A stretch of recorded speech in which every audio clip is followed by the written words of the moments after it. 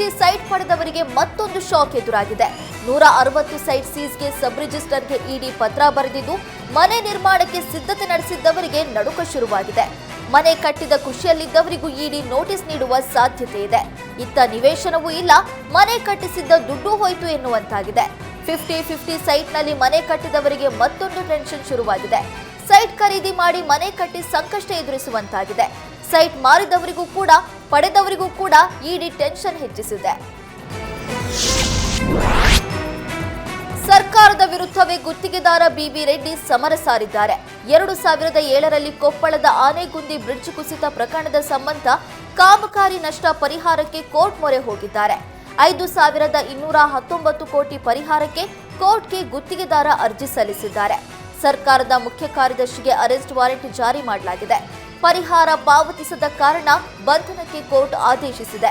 CM Siddaramaiah ಮಧ್ಯಸ್ಥಿಕೆಗೆ ಸಾರ್ವಜನಿಕ ಲೆಕ್ಕಪತ್ರ ಸಮಿತಿ ಶಿಫಾರಸು ಮಾಡಿದೆ. ಗುತ್ತಿಗೆದಾರನ ವಿರುದ್ಧ ಪೊಲೀಸ್ ಇಲಾಖೆ ಕ್ರಮ ಕೈಗೊಂಡಿಲ್ಲ. ಅಲ್ಲದೆ ನಷ್ಟ ಪರಿಹಾರ ಸರ್ಕಾರದಿಂದ ವಸೂಲಿ ಮಾಡೋದಕ್ಕೆ ಸಾಧ್ಯವಾಗಿಲ್ಲ. ಆದ್ರಿಂದ ಅಧಿಕಾರಿಗಳ ಬೇಜವಾಬ್ದಾರಿ ವಿರುದ್ಧ ಲೆಕ್ಕಪತ್ರ ಸಮಿತಿ ಕಿಡಿಕಾರಿದೆ. ಮುಂದಿನ ತಿಂಗಳ ಮಾರ್ಚ್ನಲ್ಲಿ ರಾಜ್ಯ ಬಜೆಟ್ ಮಂಡನೆ ಆಗಲಿದ್ದು, ಇಂದು ಇಡೀ ದಿನ ಸಿಎಂ ಸಿದ್ದರಾಮಯ್ಯ ಬಜೆಟ್ ಪೂರ್ವಭಾವಿ ಸಭೆ ನಡೆಸ್ತಾ ಇದ್ದಾರೆ. ಮಂಡಿ ನೋವು ಹಿನ್ನೆಲೆ ಶಕ್ತಿ ಭವನದ ಬದಲು ಕಾವೇರಿ ನಿವಾಸದಲ್ಲೇ ಅಧಿಕಾರಿಗಳ ಜೊತೆ ಸಿಎಂ ಸಿದ್ದರಾಮಯ್ಯ ಸಭೆ ನಡೆಸ್ತಾ ಇದ್ದಾರೆ. ಇಂದು 14 ಇಲಾಖೆಗಳ ಜೊತೆ ಸಿಎಂ ಮ್ಯಾರಥಾನ್ ಮೀಟಿಂಗ್ ನಡೆಸ್ತಾ ಇದ್ದಾರೆ.